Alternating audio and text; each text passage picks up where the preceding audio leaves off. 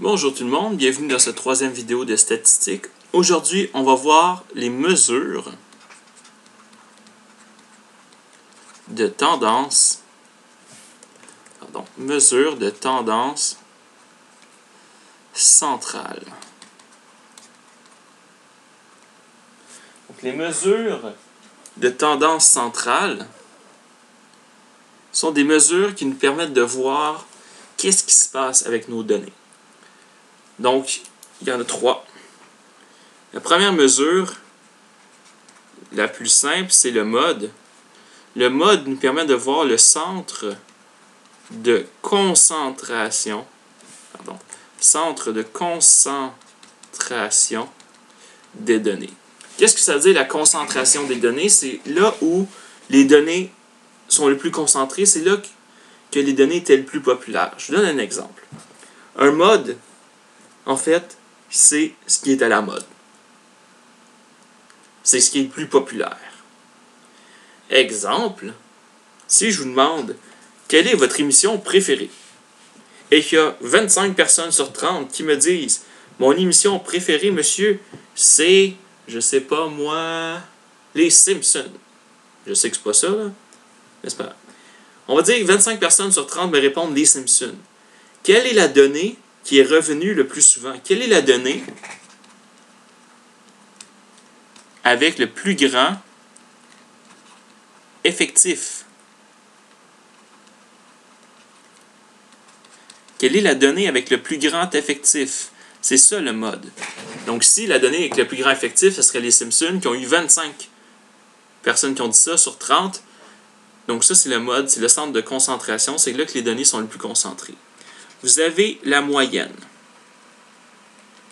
La moyenne, c'est le centre d'équilibre.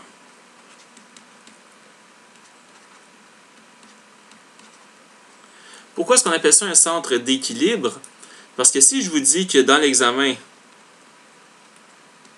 la moyenne, c'est 60%, eh bien, vous savez qu'il y a des gens qui ont plus que 60. Il y a des gens qui ont moins que 60, mais que les gens qui ont plus de 60 et les gens qui ont moins de 60 s'annulent, donc s'équilibrent pour donner une moyenne de 60%. Donc, il y en a, par exemple, s'il y en a un qui a 80%, ça veut dire qu'il y en a, par exemple, qui ont 40%, ou il y en a, en tout cas, ou deux personnes qui ont 50%. Donc, il y a des personnes qui compensent le plus 20% de différence avec un moins 20% de différence. Ça fait une espèce d'équilibre, une espèce de balance.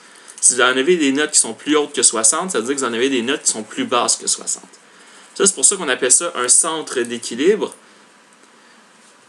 Et maintenant, une médiane, c'est le centre de position des données. Donc, c'est la donnée qui va être centrale. Qu'est-ce que ça veut dire une médiane? Ça veut dire, si je vous dis que la médiane de vos notes, c'est 65%, ça veut dire que vous avez la moitié de la classe qui ont moins de 65%, et vous avez la moitié de la classe qui a plus que 65%. Pourquoi? C'est parce que la médiane, c'est le centre de position. C'est la donnée qui est au centre de mes données. Si je place mes données en ordre, c'est la donnée qui est centrale. Donc là, on va faire rapidement quelques petits exemples pour voir comment est-ce qu'on calcule un mode, une moyenne et une médiane.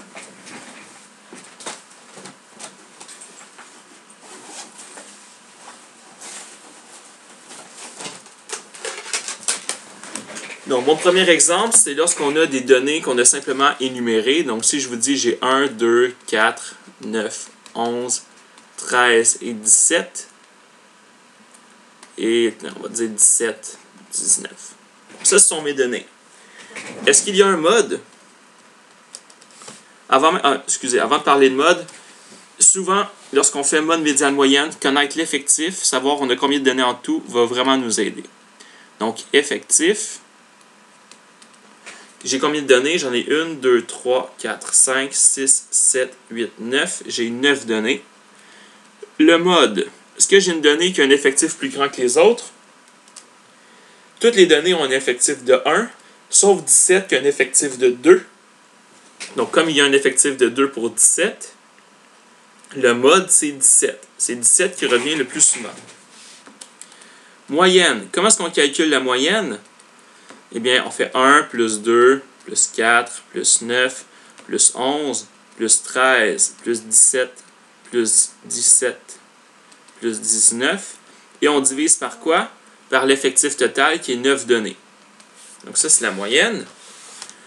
1 plus 2 plus 4 plus 9 plus 11 plus 13 plus 17 plus 17 plus 19 donne 93 sur 9.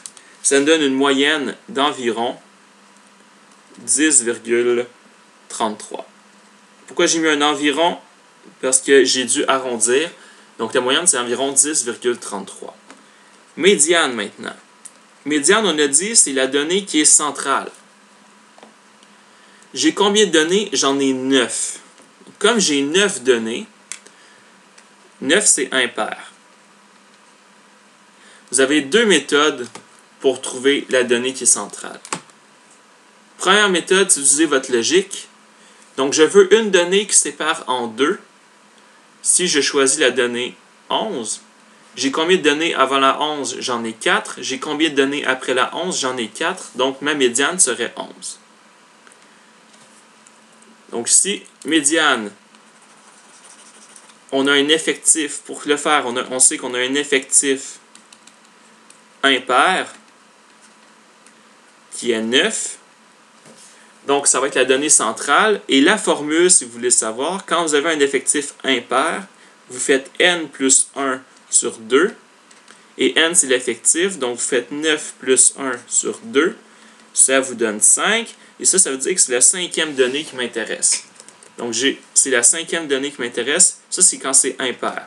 Donc, un effectif impair, pour trouver la médiane, n plus 1 sur 2. 9 plus 1 sur 2 donne la cinquième. Je regarde 1, 2, 3, 4, 5. C'est bien cette donnée-là qui est la médiane.